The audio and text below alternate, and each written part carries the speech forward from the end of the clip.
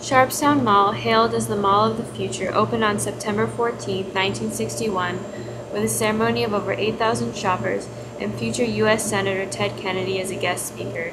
It was the second mall to be built in Houston after the Gulfgate Mall and was the first air-conditioned, enclosed shopping mall in the area.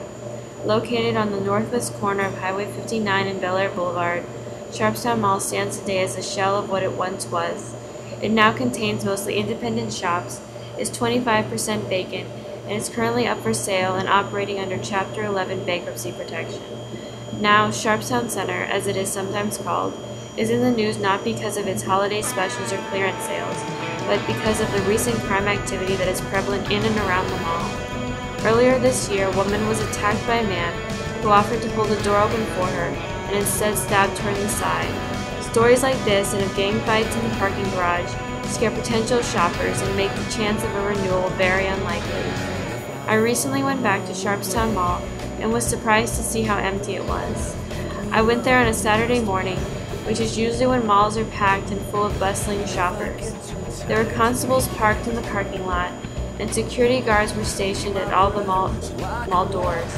Potholes and trash littered the almost deserted parking lot. The mall was quiet when I went inside. There was no hum of activity or the sound of voices.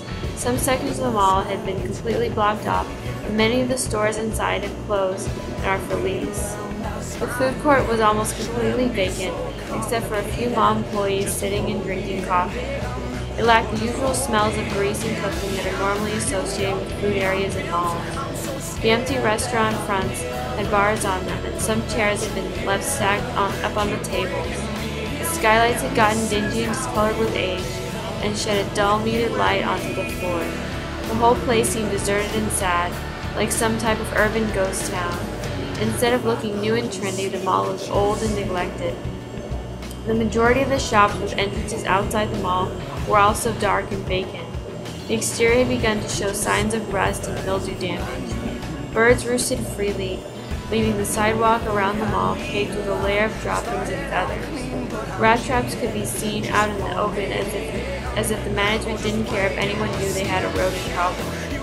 Sharpstown Mall has been forgotten about in favor of other Houston area shopping centers like the Galleria or Memorial City Mall. It still stands, even if not for much longer, as a sad relic of the past outdated by newer, better shopping centers.